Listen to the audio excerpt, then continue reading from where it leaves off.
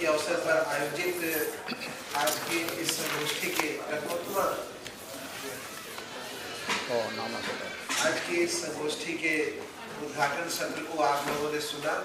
इसमें साहित्य अकादमी के अध्यक्ष, उपाध्यक्ष, साहित्य अकादमी के असमी परामर्श मंडल के संयोजक और वीरेंद्र कुमार भट्टाचार्य की सुपुत्री और साहित्य अकादमी के सचिव उपस्थित रहे। अब हम यह प्रथम सत्र इस संगोष्ठी का शुरू कर रहे हैं, जिसकी अध्यक्षता कर रहे हैं श्री विश्वास पाटिल जी, मराठी भाषा के बहुत महत्वपूर्ण कथाकार। और हमारे साथ है श्री कुलधर सैकिया जी, असमी कथाकार, और हमारे साथ है असमिया की लेखिका प्रोफेसर उत्तमा दास।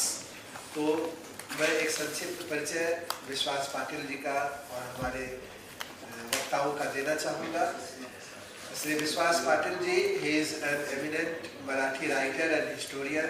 While pursuing studies, he worked as a journalist for a short period and later joined the Maharashtra Civil Services. In 1988, his novel Panipat, based on the third battle of Panipat, was published, and since then he has around 13 novels to his credit. He served as the collector and district magistrate of Mumbai Suburban District, joint managing director of Film City Corporation and vice president of Maharashtra Airport Development Corporation. He acted in a few Marathi films as child artist and also directed a feature film based on a Marathi novel. He is the recipient of Sahitya Akademi Award, Indira Goswami National Award, Priyadarshini National Award, Bharatiya Bhasha Parishad Award, besides more than 40 literary awards. May I invite him for his presidential address. Friends,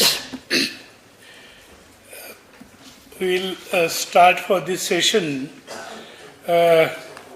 My friend Diganta Vishwa Sharma,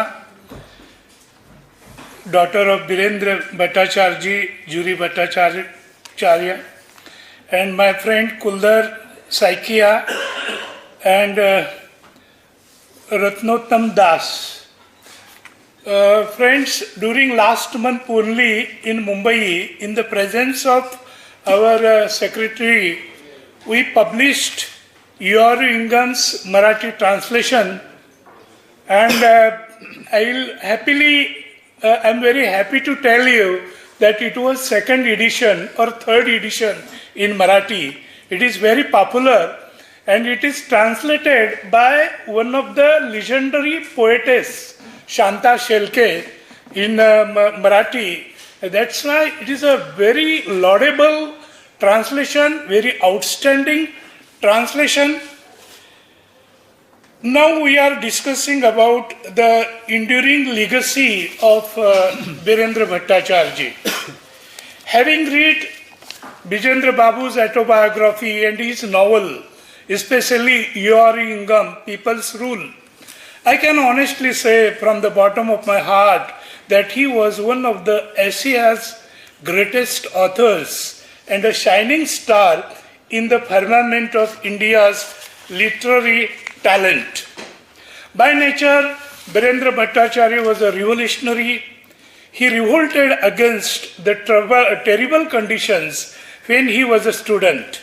Like Birendra Babu, I have experienced how to keep the flame of tenacity alive while managing to wash a single pair of clothes with one's tears and sleeping on an empty stomach.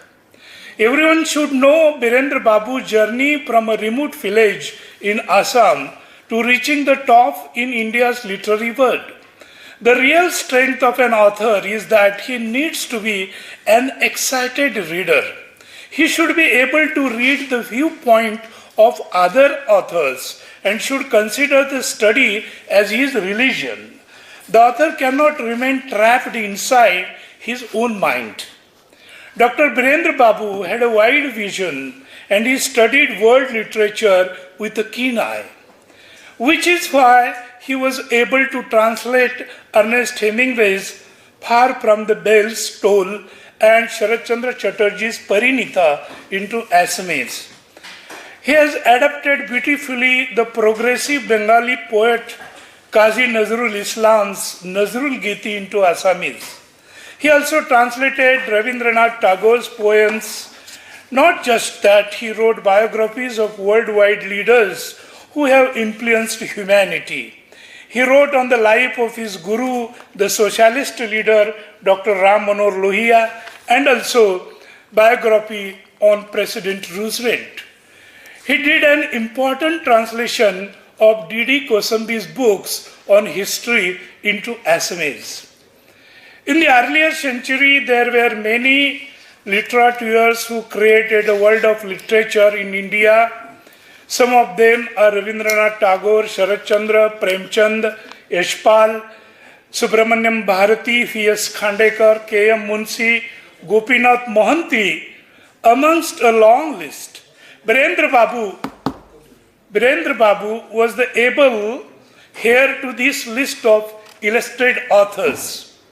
Birendra Babu wrote an important novel against the backdrop of the strike which took place in Digboi refinery in 1939. The novel called Pratipada. There are a few large and believable novels on the subject of industrial unrest and conflict. Pratipada needs to be one of them. Mrityunjay, The Conquerors, is another important work of Birendra Babu. It is against the backdrop of the revolt in 1942 and revolutionary acts of derailing of Pan-India railways. Though he wrote the novel nearly 26 years later, he has not forgotten the burning embers of the struggle and the events which happened then. In my view, the two best novels of Birendra Bhattacharya's written in the decade of 60s are Ivari Ingam, and undoubtedly it can be called a masterpiece. I am of the firm belief that the novel is a milky way of strong characters where human emotions flow smoothly. In past, Indian readers had experienced this sort of magic in Panishwarnath Renu's Maila Anchal, Premchand's Godan, and Sharat Chandra's Srikant. So also in Chemin, Birendra Babu spent a few years as a school teacher in village near Ukrul. During these travels, he reaped the golden harvest of a novel like Ivarvingam. The beauty of the novel are the real life characters like Rishong, Sarangala, Panit Thang. We should consider characters like Kuntila and Sarangala as gifts to the society from the mind of this great author. Sarangala's life has turned to dust thanks to the lust of a Japanese soldier. The soldier is returned to Japan, leaving her behind. As per Naga society's strict rules, Sarangala is now tainted woman. Even remarriage would not wash away the stains. The Japanese leave and the village is burnt under attacks from the British. Sarangala encounters a few more men in her life. I think there is some problem, sir. Sarangala encounters a few more men in her life who devastated her through their lust. Her situation was as follows. I am the flower which has been trampled upon by everybody. My life has been swept away. In the currents of my tears, my heart is full of sorrows. My heart is full for you. In the flow of narration, Birendra Babu magically crosses the river of novel form and enters in the thorny jungle of dramatic art. If you go through the master writers like Oscar Wilde's The Picture of Dorian Gray and walks through Thomas Hardy's The Return of the Native, one will find the conclave sangam of many literary forms and its current flows together. It covers all emotions of human beings. like the fairies and gods in heaven, all branches of literature to finally merge in one place, this Sangama is so unique that you don't realize the twists and turns it has taken place. You don't realize when the drama began and when showers of poetry started. Birendra Babu's Sarangala is a unique character. She shines in every season, whether in happiness or sorrow or in sun or shade. While reading the novel, I was reminded of having met Sarangala or someone like similar earlier in other works. Whether it is Anu Didi in Sharat Chandra's novel Srikant, who bears all her troubles lightly, or Rajalakshmi, who despite drowning herself worries about the happiness of others. I was reminded of Dostoevsky's The Idiot. Can we replace Sarangala with Aglaya, or is Nastasia, who is a victim of lust, another Sarangala? Why does Sarangala have compassion and motherly love for Panit Phang, who is mentally ill? The hero of the novel, Rishong, wonders that Sarangala, despite being a fallen woman, is better than his lover Kuntila. Though she submits her body to the lust of other men, her act is filled with humanity and is overflowing with human compassion. In all of Birendra Babu's novels, not just Ivaru Ingam and Mrutyunjay, is the reader made aware of the heady nature of nature itself. Here nature plays an important and necessary role, and at times it overwhelms with narrative itself. He commands his pen with such a strength that his ingenuity and mind and body roams around nature. In the novel Mrutyunjay, we are made familiar with green valleys and mountains, river full of water and dense forest. The animals who have their unique characters also. There is a dog in Ivaru. There are cows in the forest who are scared when they see the tiger holding their calf in its mouth. An owl called Lakshmi talks of itself to the author in the novel. Birendra Babu is not just a novelist, but he comes across as a philosopher through his presentation and style. He often writes that love was an effective weapon he used in his writing. In the novel, Rishong is asked whether he loves Sarangala more or Kuntila. Birendra Babu's style of narration and storytelling is like fast-flowing stream. The way wild violet and poor animals do gather, violent and poor animals do gather at the water hole in jungle and drinking water calmly, so do the various hues of nature merge in his writing. I was reminded of Emily Bronte's Wuthering Heights while reading the 8th chapter of Ivaru Ingam. While expressing the various sets of nature, unique characters, their emotional tensions, my step halts at the courtyard of Sharad Babu. At the same time, I peep into the flower garden of Dostoevsky.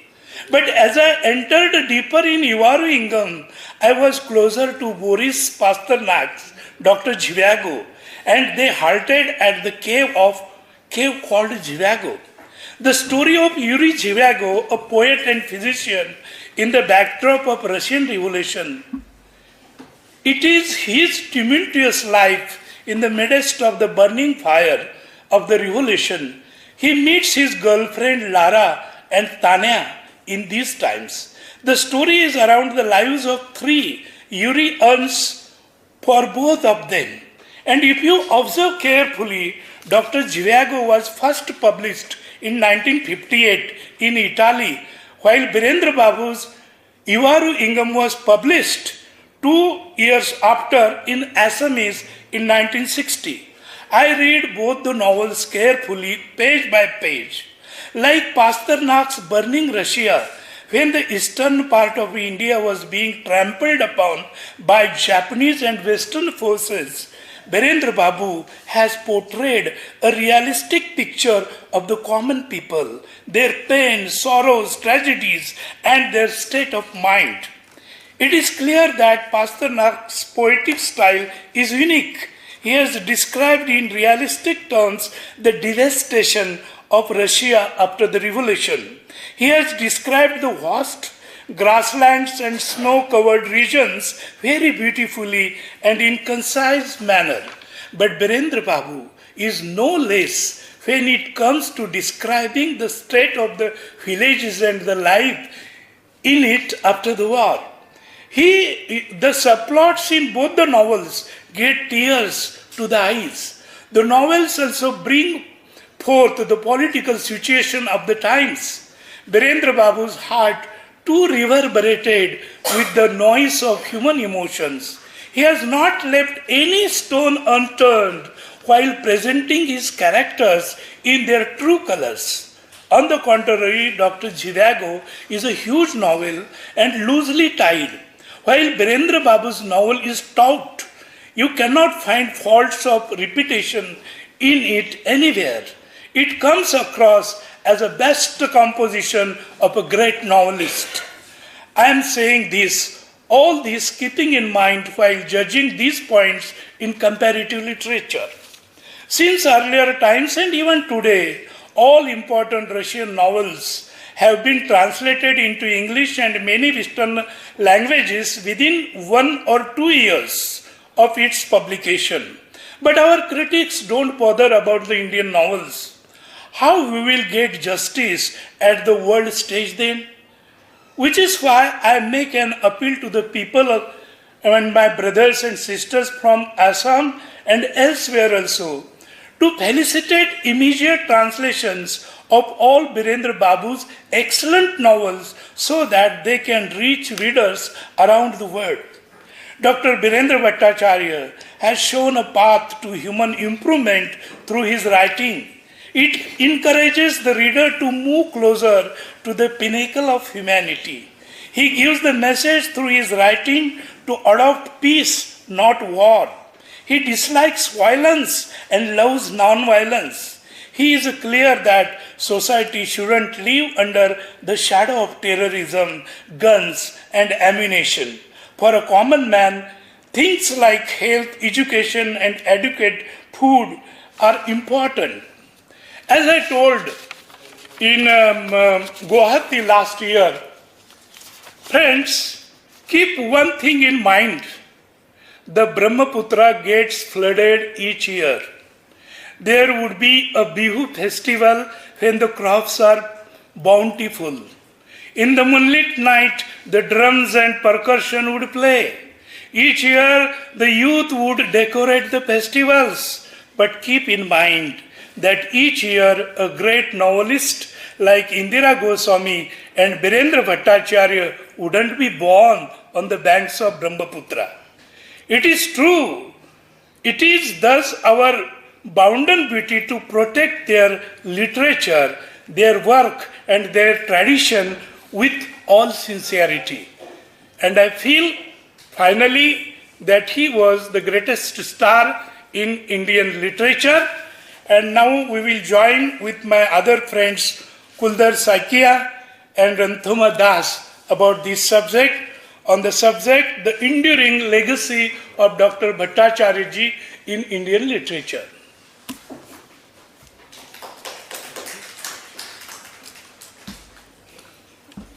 Sir, thank you very much, Sri Vishwas Patil ji. Now may I request Sri Birendra Sahitya ji for his speech on legacy of Dr. Birendra Kumar Bhattacharyya, a tribute to a literary legend. Birendra Sahitya ji is an eminent Assamese writer. He has 25 short story collections, 5 plays, a novel and 2 telefilms to his credit. He is a regular contributor to literary magazines and national dailies. He represented India in London Book Fair as a panelist. He was the former president of Assam Sahitya Sabha and was teaching economics for a while in the Hindu College, Delhi University. A Fulbright Fellow at the Pennsylvania State University, he superannuated as the Director General of Police, Assam. He is the recipient of Sahitya Akademi Award and Distinguished Fellow at the Delhi School of Public Policy and Governance, Delhi University. Shri Kuladhar Sahitya. Namaskar. It's a wonderful day for us because Sahitya Akademi nationally celebrating and paying homage to a particular to a person of eminence for Assam, and he's Birendra Kumar Bhattacharyya. And I'm really thankful to Sahitya Akademi and all other speakers who will be speaking in different sessions, particularly for chairing the session today, Mr. Vishwas Patil. Mr. Patil has already spoken very well about the general picture of a person who is known for his multi contributions in different genres of literature. See, when we talk about legacy, we are talking about a particular person whose legacy is so strong and it goes far beyond his lifetime. In fact, if you look at a lot of things have been said from the inaugural session till now, his contributions in different genres of literature, whichever you pick up, whether you pick up his novels or his short stories or his poetry or anything, even different prose, even the journalist, as a journalist, his write-ups, you will see that the core value of his all write-ups has been the humanism. Whatever idea we can give to him, whatever ideology we can talk about his literature, but the basic fact remains that he was a great humanist. That we shall not be forgetting when we read his books and his write-ups. Look at the novels. See, there is a very common, sort of a common thread amongst the different novels, like if you talk about the Kabar Aru Phul, meaning the grave and the flower. So even that book, you look at Yaruingam, you look at Pratipad, you look at Mrityunjay. Everywhere there is some sort of violence in at least 4 or 5 of his books. Those violence, the readers are actually compelled to ask questions, because the literature will be that, literature will flourish when people pose questions to literature. So he forced the readers to ask questions about the utility of violence or the utility of non-violence, because he has put the characters in a lot of many books in doldrums, whether to choose violence or to choose non-violence. Look at your Yaruingam. You have seen a lot of characters there. I think Bir Sangh was one of the very important characters, who really loved, or who really loved the non-violence of Gandhiism. So, and there are other people who wanted a separate state for their identity altogether. But this man says that I want, the humanity should live in our state. That the state should be such that anybody coming here will realize this belongs to the humanity. So this is something very important. Not only that, if you look at Mrityunjay, what happened?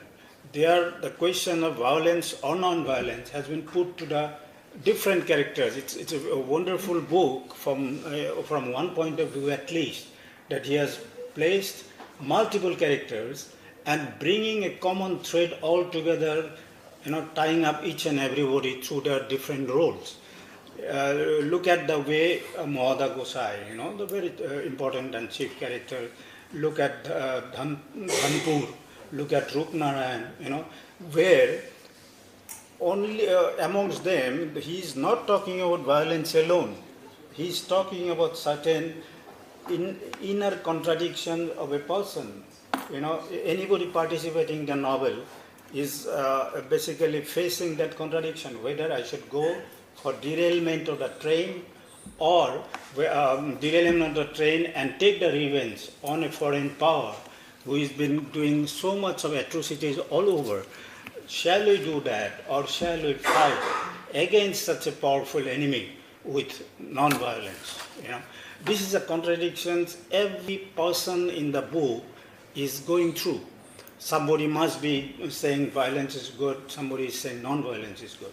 So a huge lot of questions have been put in the reader's mind. I think, as a novelist, he has succeeded because of that. Secondly, look at your Pratipad, right? Trade unions, struggles, industrial disputes, all things have been put up in such a manner that he has gone to the details of it, how the different authorities are trying to break the movement. They are trying to put in the, inimical relations between them, trying to put in communal tensions. But how, in spite of this, the fighting spirit, the struggle spirit, still remains amongst the people there who are fighting for it. So these are certain important aspects of the persons. So what I feel, say in fact you go for Rajpathe Ringiya, how you translate it in Highway English? rings. Highway? Rings. Highway rings. Mohammed Amaria said that I like it. Highway rings. Rings, huh? Good. Ring. I thought highway yells, anyway, but rings is a better word. I feel that out there also, in that book, the contradictions between two, the father and the son, right? The son, he is leading a life where the commoners, the toiling masses, their interests are more prominent for him. He wants the equity and justice, social justice. But his father, who is the police inspector, his father always wanted his son to be the IPS officer. It's not that I like that book because I belong to that service, but look at the contradiction, because the father is going in a total different trajectory, is being the symbol of the state authority, and his son is revolting against it. Look at the beautiful way he has made them facing each other. This is the beauty of Birendra Bhatta's writing strategy, writing methods, writing styles. In fact, then another, I will not talk about more novels because Toma and others will talk about more on these probably.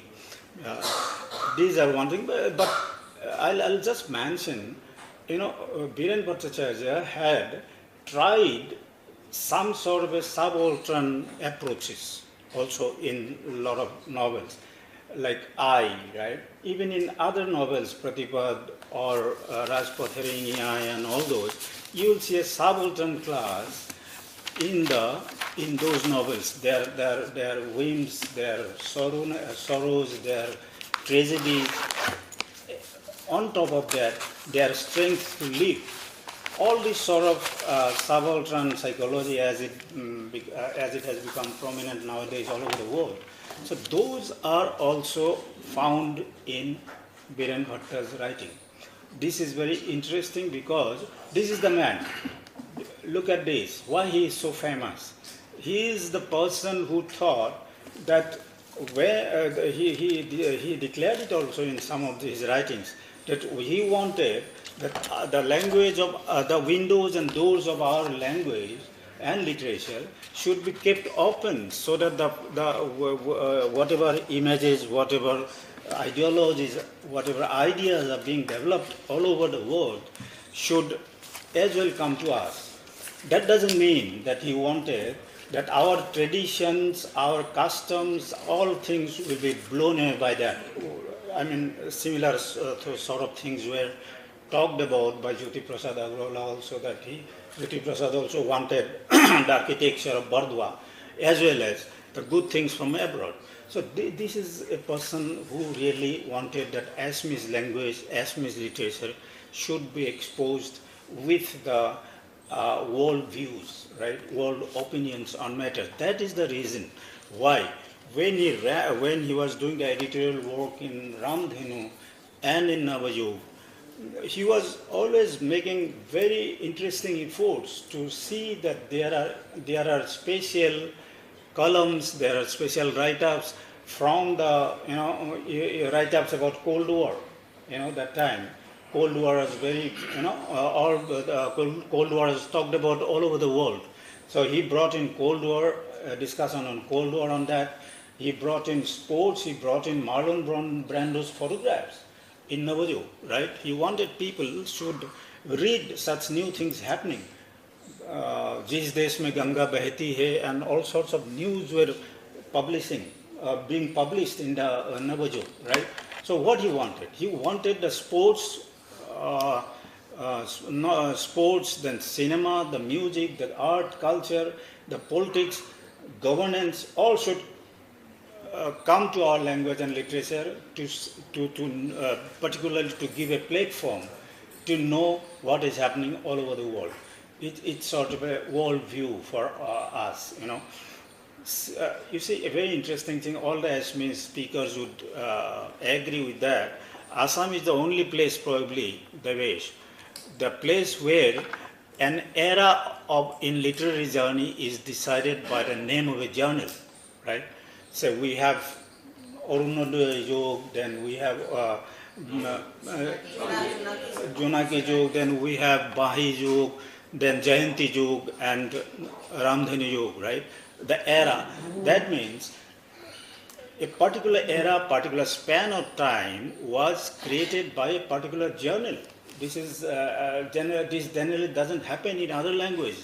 So Ramdhanu had a very path-breaking steps in bringing in modernity through the editorialship of Birendra Bhattacharyya.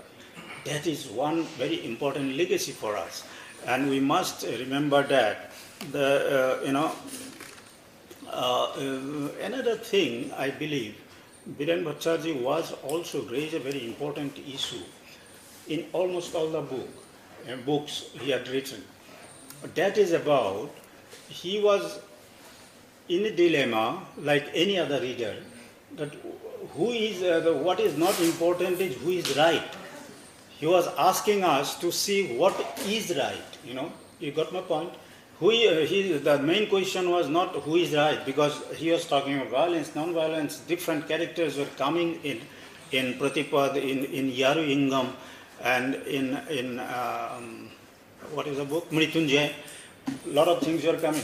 So the readers have to now decide what is right rather than who is right. These are issues probably his legacies are throwing at us today also, and the researchers must see how these points, how these issues can be seen even in contemporary time. That is a very important thing to be looked at. Now, what, who said it? I forgot the name of the person, very, very important writer, Aldous Huxley, I believe. He said that our memory is our private literature, Whatever memory we have is our literature, it's a private literature, because that literature is not known to him, not known to her. So I'll just bring one part of private literature in this case. When I was the police chief of Guwahati, the capital town, city, one day I got the information that theft has taken place. You know whose house? It was Birendra Bhattacharya's house.